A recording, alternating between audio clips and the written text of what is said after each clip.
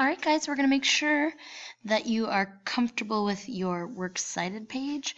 I think that some of us probably already have created a Works Cited page from Noodle Tools.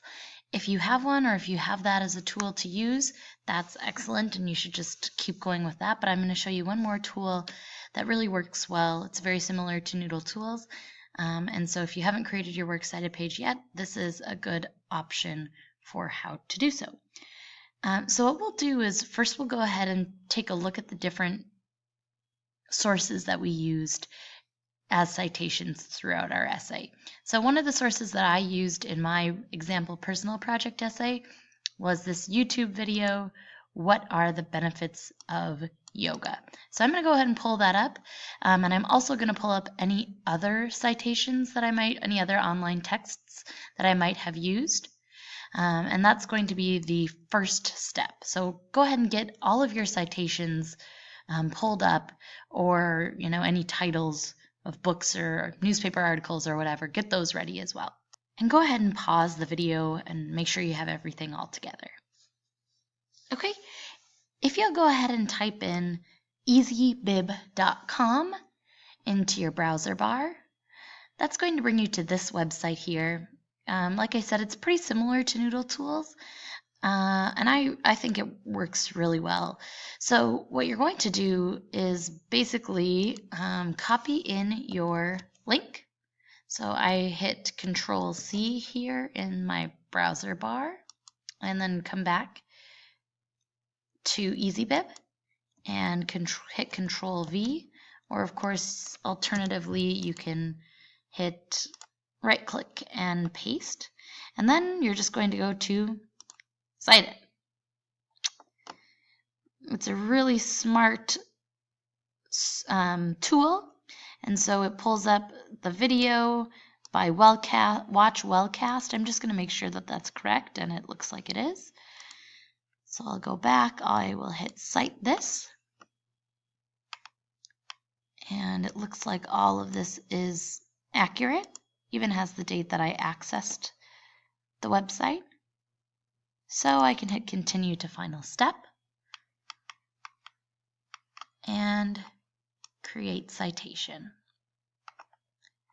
And it says, hooray, here's your new citation. So I'm going to go ahead and highlight. I'm going to hit Control-C, or again, alternatively, I can right-click and hit Copy. I'm going to go into my personal project paper. I'm going to hit Control-V. Just kidding, because that looks awful. It's like all blue and it's bold and it's wrong. So I'm going to hit Undo, and instead I'm going to right-click and I'm going to hit Paste without formatting.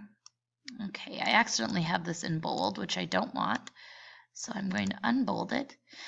And now you might remember that when we have our Works Cited page, this second line needs to be tabbed in.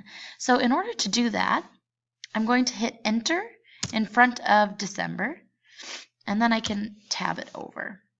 Okay, the reason I have to hit Enter is because if I try to tab before I do that, it tabs the first line, which is not what we want. We want this second line tabbed. Okay, so we would repeat that process for all of the works that we need to cite, and make sure that you alphabetize by this first criteria, whatever it happens to be. So if it's the name of an author, that's what you're going to put there. If it's the name of an article, you'll put alphabetized by the name of the article. I'm going to go ahead and pause, get the rest of my Works Cited typed up. I would like you to do the same thing. All right, so I hope that you have your Works Cited page and it looks really beautiful like this one does here, completely organized by this first term, whatever it happens to be, and in alphabetical order. Now, let's make sure that our parenthetical citations within our text are also correct. A parenthetical citation works in coordination with the Works Cited page. So the idea is whatever information you give your readers in your parenthetical citation should reflect directly on the information that's provided in your Works Cited page. So in my parenthetical citation, I want to tell my reader this information here for this citation. If I was citing this source here, I would want to include this information. The idea is whatever is the first bit of information in the in the works cited page, that's the information you need to include in your parenthetical citation. For this one here, it would be nutrition and health benefits. Okay? So as a quick example, let's see how we would include this information in my work in a parenthetical citation. So I've written a bit of a paragraph that uses information from that video. As I started my research, etc., in a study conducted, it was shown that stretching increased a person's happiness levels by up to 40%. And that is according to Watchcast. Okay, again, this is the information that we find first in my works cited page. So your reader now can very easily refer back to your works cited page and find out all the information he or she needs to in order to find out more about that source.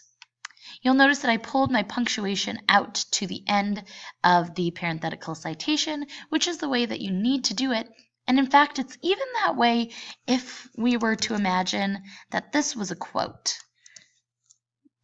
So if this were a quote, it was shown that daily stretching, quote, increased a person's happiness levels by up to 40%.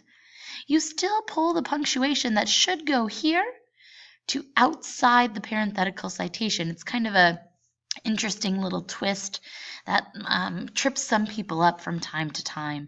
So make sure that you pull that punctuation all the way to outside the parenthetical citation. If you have a page number for your citation, you would just include it here. So let's say this is a book, so it would be Watchcast, that's the name of the author, and then no punctuation, but then we'd have the page number. Let's say it's page 90. But of course, this is a YouTube video. It does not have a page number, so I'll leave it just like that. So there you have it. We have parenthetical citations as well as a beautiful works cited page. And that should really wrap it up. You should be ready to turn in this personal project essay on either the 8th or the 9th. And I hope you feel really confident. If you do not, please talk with me. I would love to give you some feedback. Thanks, guys.